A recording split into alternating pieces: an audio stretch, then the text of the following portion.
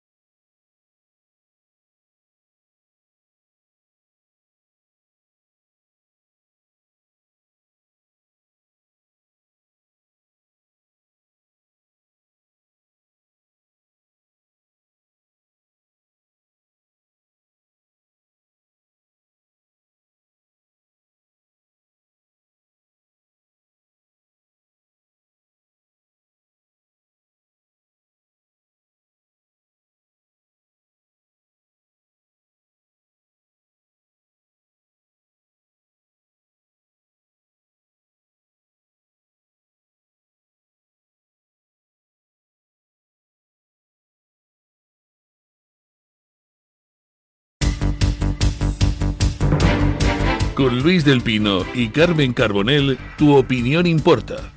En Mañanas en Libertad. Comenzamos el repaso a las noticias con el cruce de declaraciones entre Pedro Sánchez y la OTAN sobre si se va a aumentar o no el gasto en defensa de nuestro país. Ayer mismo el secretario general de la OTAN, Mark Rutte, confirmaba que España pretende alcanzar el 2% del PIB en gasto en defensa justo antes de este verano. Sin embargo, el gobierno de Pedro Sánchez desmintió inmediatamente haber adquirido tal compromiso. Fuentes de Moncloa se apresuraron a decir que se trabaja sin una fecha concreta. No obstante, Mark Rutte fue claro en su mensaje y relacionó este cambio de postura de Pedro Sánchez con la llegada al poder de Donald Trump. Además, el secretario general de la OTAN insistió en que otros países como Bélgica, Portugal e Italia también han adquirido este compromiso de aumentar su gasto en defensa porque, según él, la amenaza rusa es una realidad y es necesario reforzar la seguridad en Europa. Bueno, que dice Mark Rutte que Pedro Sánchez se ha comprometido a aumentar el gasto en defensa antes del verano y el gobierno dice que no ha adquirido tal compromiso. ¿Ustedes a quién creen? ¿Al de la OTAN o a Pedro Sánchez? Hace mucho tiempo publiqué en Twitter un vídeo muy interesante donde un juez separatista, perdónenme, no me acuerdo en estos momentos del apellido de ese juez, pero fue famosillo durante una época, contaba pues cómo Pedro Sánchez en 2016 pues se había reunido, 2016, es decir, cuando todavía no había llegado a la Moncloa, se había reunido con la gente de ERC para proponerles que que estaba dispuesto a apoyar todo lo que quisieran a cambio de que le dieran apoyo para llegar al gobierno. Fueron unas declaraciones, las de este juez separatista, pues que tampoco tuvieron la repercusión que tenían que tener, pero que demostraban cómo Pedro Sánchez pues era capaz de, con cada interlocutor, decir lo que le diera la gana, lo que esperara que el interlocutor quería, para tratar de conseguir sus objetivos personales. Así que, pues me creo perfectamente que Pedro Sánchez le haya dicho a la OTAN que por supuesto que antes del verano ahí estará el incremento del gasto militar, incluso aunque no lo quisiera hacer. Es decir, que aunque no quisiera aumentar el gasto militar, pues le dice a la OTAN lo que la OTAN quiere oír. Lo que pasa que en este caso me da la sensación de que además sí que Sánchez quiere aumentar el gasto militar, fundamentalmente porque no tiene otro remedio. Lo que pasa es que de cara a la galería, de cara a la opinión pública española, de cara sobre todo a sus socios de gobierno, pues no puede vender ese compromiso de una manera adecuada. ¿Cómo vender el compromiso de comprar más tanques, más bombas, más aviones a sus socios de Podemos, Sumar, Bildu, Compromís, BNG, RC, Junts? Pues lo tiene complicadito. Con los de Junts quizá no, porque los de Junts posturean del lado derecho del espectro, pero con todos los demás pues tienen un problema. No porque no estuvieran ellos dispuestos a firmar lo que fuera, incluida la compra de bombarderos para arrasar, yo qué sé, Namibia, sino que a su vez esos socios pues tienen problemas de cara a su electorado para que su electorado se lo compre. Ejemplo, pues Yolanda Díaz, Podemos, todos estos que se les llenaba la boca con la lucha del pueblo saharaui y que luego pues han continuado apoyando el gobierno e incluso permaneciendo en el gobierno a pesar de todas las traiciones al pueblo saharaui por parte de Pedro Sánchez.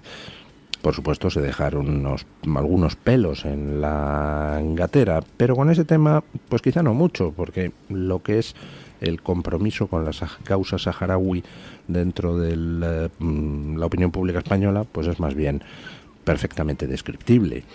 Pero, amigo, con el tema de lo de la guerra, con el tema de comprar armas, con el tema de adquirir cosas que sirven para matar gente, porque, por desgracia, pues la defensa militar consiste en matar gente si te atacan. ¿Qué le vamos a hacer? Bueno, pues claro, eso para venderlo a la opinión pública, votante de Sumar, de Podemos, Bildu, BNG, Compromís, RC, pues es más complicadito. Así que nada, pues tienen un follón muy curioso Sánchez y sus socios. La necesidad de aumentar el gasto de defensa está ahí, porque así lo ha exigido Trump. Y pues a ver cómo se las apaña Pedro Sánchez para vender a la opinión pública votante del PSOE y de todos sus socios que va a tener que aumentar el gasto militar y comprar armas como si no hubiera un mañana. Por cierto, el problema de España no es que no llegue al porcentaje del PIB en gasto de defensa que se le exige, es que encima en los últimos años lo ha reducido. Hoy viene en el debate un interesante estudio de don José Ramón Riera, donde muestra cómo de todos los países de la Unión Europea, España es el que más redujo el gasto militar entre 2022 y 2023. Ya saben ustedes, estábamos todos muy preocupados por la amenaza rusa, así que nada, a reducir el presupuesto de defensa. En fin, bueno, gran escándalo en torno al tema del Valle de los Caídos. Al final, el arzobispado de Madrid, dirigido por ese peculiar señor llamado Cobo, pues resulta que ha negociado con el gobierno la entrega del Valle de los Caídos a quienes lo quieren desmontar. Y se han filtrado los documentos de esa cesión. Escuchen. La Archidiócesis de Madrid ha lamentado la filtración de información sobre los planes del Gobierno para la resignificación del Valle de los Caídos. Aclara que lo único acordado hasta ahora es la permanencia de la comunidad benedictina y el respeto a los elementos religiosos. Dice la Archidiócesis de Madrid que en cualquier otra decisión se tendrá que hablar con el Gobierno y con el Vaticano. Mientras tanto, el Ejecutivo de Pedro Sánchez ha anunciado que va a seguir adelante con las exhumaciones en el Valle de los Caídos tras el aval del Tribunal Superior de Justicia de Madrid, y además se ha relevado al prior Santiago Cantera, crítico con todos estos cambios. Se cumpliría así uno de los requisitos exigidos por el Ejecutivo de Sánchez para no expulsar a la comunidad benedictina. Bueno, pues nada, ahí tenemos al gobierno que pues dentro de su estrategia general del calamar, activa el comodín de Franco cada vez que las cosas le van mal. En realidad no le sirve para mucho activar el comodín de Franco, porque ya estamos todos como demasiado curados de espanto en torno a sus tonterías. El gobierno está en estos momentos acorralado por la corrupción. Es un gobierno sobre el que pesa la sospecha de ser el más corrupto de nuestra historia democrática. El gobierno lleva más de 6 años gestionando contra España y contra los ciudadanos españoles, cediendo ante todos los enemigos de España, interiores y exteriores, arruinando sector productivo tras sector productivo, y bueno, pues ninguna cortina de humo les va a salvar del descrédito, que por cierto todas las encuestas reflejan.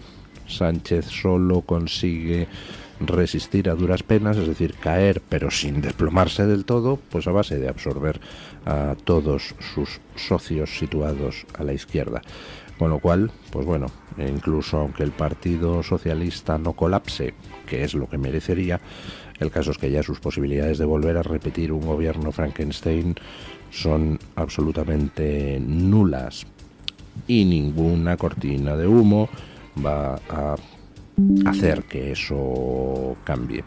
Pero si estamos acostumbrados a que el gobierno pues se comporte como se comporta, invocando el comodín de Franco, cada vez que no se le ocurre con qué otra cosa tapar la realidad, lo que sí sorprende es que la Iglesia se ponga del lado del gobierno y se avenga a que el Valle de los Caídos pues sea profanado por esta gente.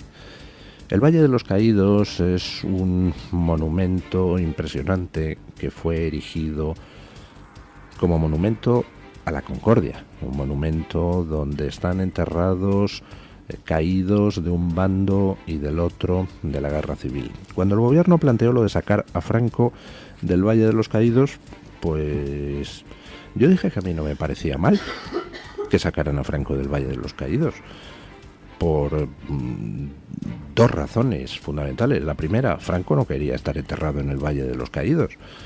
A Franco le entierran en el Valle de los Caídos por decisión posterior a su muerte. Franco concibió el Valle de los Caídos como un monumento a la reconciliación, no como un monumento a su persona.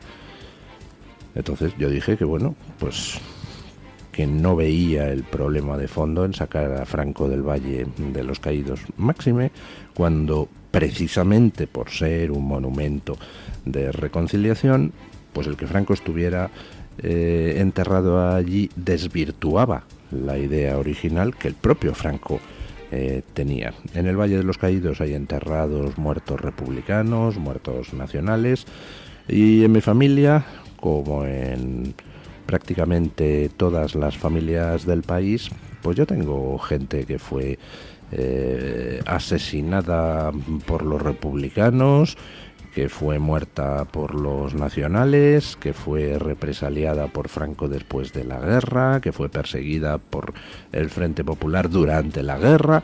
Es decir, en mi familia pues hay gente de ambos bandos de aquella guerra civil, y como en mi familia, en la mayoría de las familias españolas. Por tanto, pues yo entiendo perfectamente el objetivo del Valle de los Caídos y respeto profundamente su carácter simbólico como monumento a la reconciliación.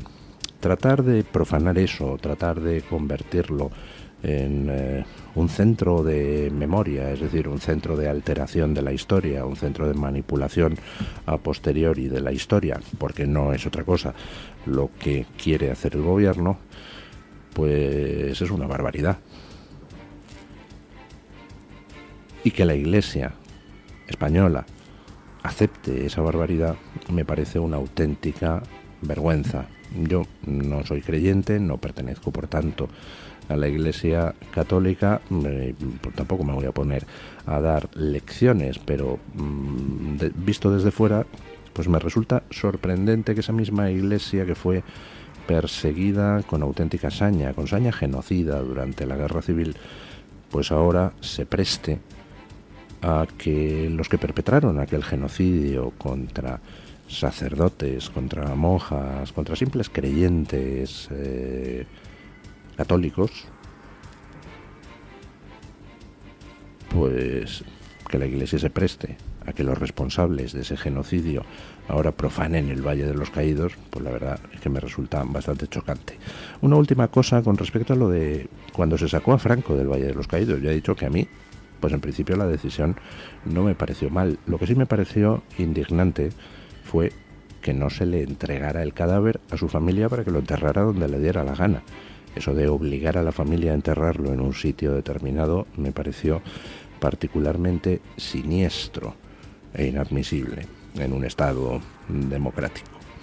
Pero bueno, hablaremos luego un poquito en la tertulia de esto del Valle de los Caídos. Desde luego hay bastante, por lo que veo, indignación en las redes entre muchos católicos, y el comunicado que sacó ayer el Arzobispado de Madrid pues no contribuye precisamente a que esa indignación amaine, porque reconoce el Arzobispado de Madrid que ha estado negociando con el gobierno la entrega del Valle de los Caídos, y lamenta, no la entrega, sino lamenta la filtración. Y una última cosa, sorprendente y decepcionante la actitud de la Comunidad de Madrid en este tema. A la Comunidad de Madrid se le lleva pidiendo desde hace muchísimo tiempo que declare bien de interés cultural el Valle de los Caídos como vía legal para intentar protegerlo frente a su profanación. Y no ha querido la señora Isabel Díaz Ayuso mover un dedo. Ayer, pues alguien rescataba un tuit de Isabel Díaz Ayuso del año 2018. Un tuit donde ella se hacía eco de unas palabras de Pablo Casado. Se hacía eco tal cual, entrecomilladas, sin poner ningún comentario suyo. Es decir, pues no sé, imagino que haciendo suyas esas palabras. Decía el tuit, más o menos textualmente, que el único valle que es importante es Silicon Valley.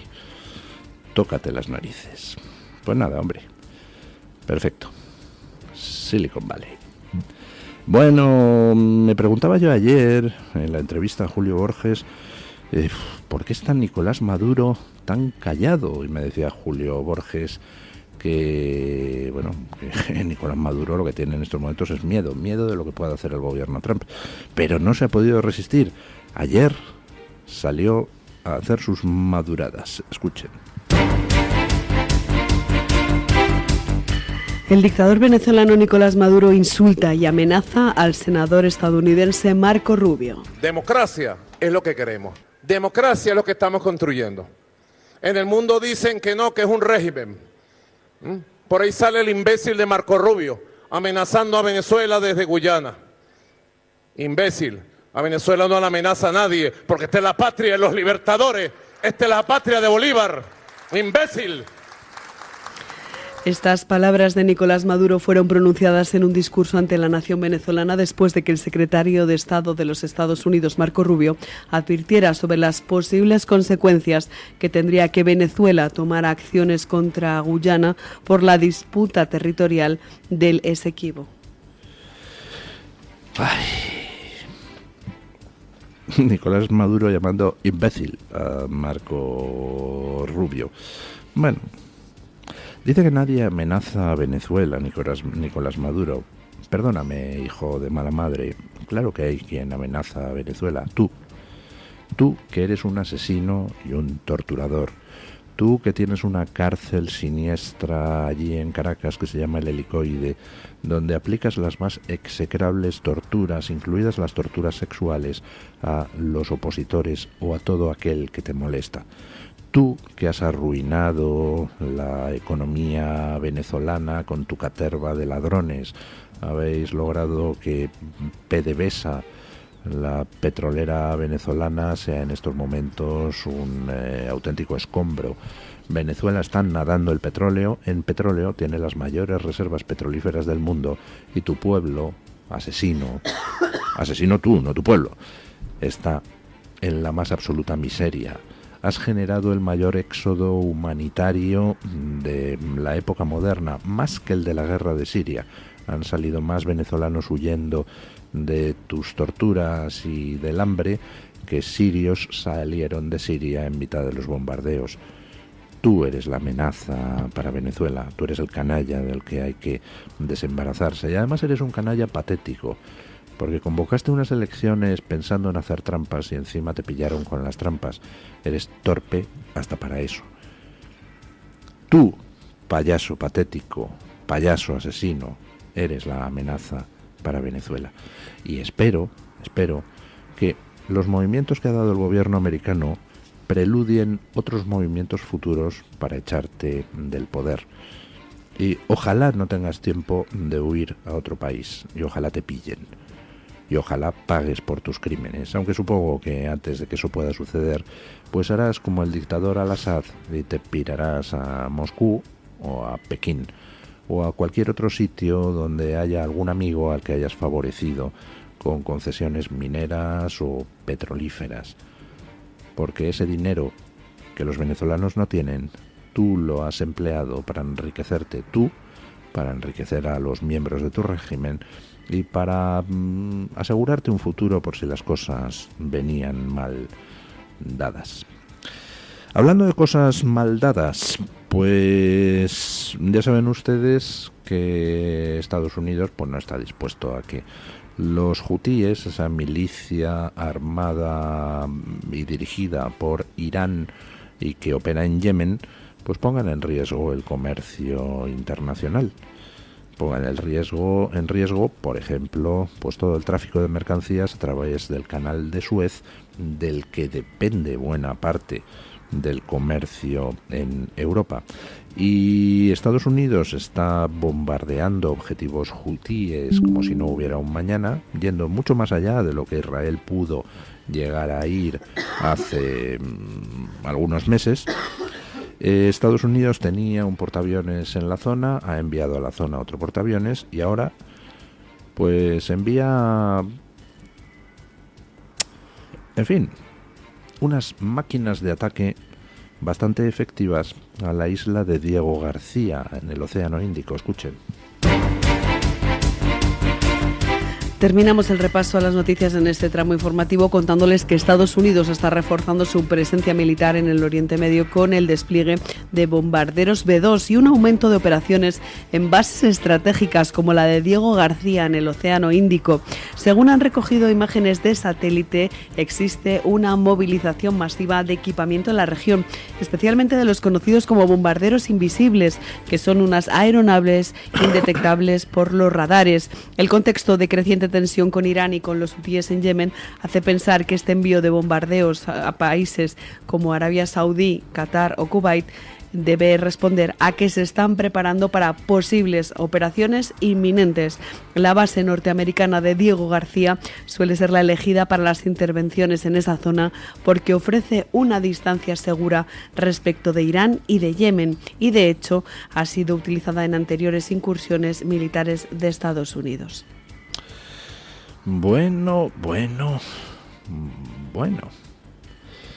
Pues los bombarderos que ha enviado Estados Unidos a Diego García son bombarderos de última generación, la verdad. Si las fotos que he visto en internet son reales, pues son una preciosidad de aparatos. Son bombarderos invisibles, los llaman, porque son prácticamente indetectables por el radar. Y esos bombarderos que cuesta cada uno la friolera de más de 2.000 millones de dólares, o sea, es una cosa impresionante. Bueno, pues esos bombarderos pueden perfectamente desde Diego García alcanzar Yemen para bombardear bases hutíes, pero todavía más importante, pueden alcanzar Irán. Lo de enviar bombarderos invisibles para atacar Yemen, pues no tiene mucho sentido, porque en Yemen los hutíes lo que no tienen son, que yo sepa, instalaciones de radar para detectar bombarderos, con lo cual, pues lo mismo te da enviar un bombardero invisible que enviar otros bombarderos de ataque más baratos. El hecho de que se envíe este modelo concreto de bombarderos a Diego García, que son invisibles al radar, pues apunta a que el objetivo es doble. Por supuesto, atacar bases o instalaciones de los terroristas hutíes en el Yemen, pero tenerlos ahí como sutil mensaje a Irán. En caso de que sea necesario, podemos bombardear tu territorio y tus radares no van a poder evitarlo. La base que tiene Estados Unidos en Diego García es una base curiosa en mitad del Océano Índico que está en el archipiélago de Chagos, y hay ahora mismo un cierto revuelo en la política inglesa por la cesión que quiere hacer. Creo que no la ha podido completar todavía precisamente por ese revuelo. A lo mejor estoy equivocado y se la han completado, por la cesión que quiere hacer Keir Starmer, el primer ministro británico, del archipiélago Chagos a Mauricio. Para que ustedes completen la película, la infiltración china en Mauricio pues es más que evidente, con lo cual lo que se está planteando es que el gobierno británico quiere regalarle Chagos a China en último término. Claro, eso crea un problema de carácter estratégico bastante curioso, porque al fin y al cabo eso pues se podría utilizar como base en el Índico, base avanzada de los chinos.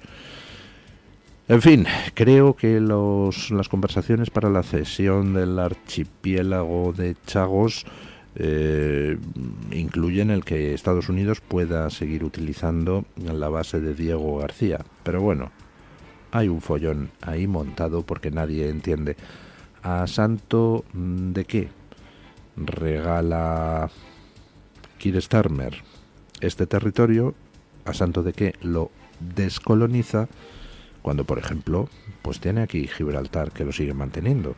Resulta curioso.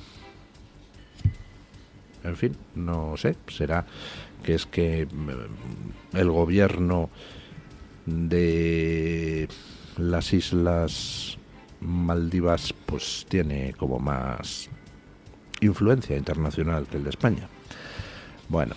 At Arizona State University, we're bringing world-class education from our globally acclaimed faculty to you. Ranked #1 in innovation for 10 consecutive years, and #2 among public universities for employability. ASU isn't just ahead of the curve, it's creating new paths to success. Earn your degree from the nation's most innovative university. Online, that's a degree better. Explore more than 300 undergraduate, graduate, and certificate programs at asuonline.asu.edu.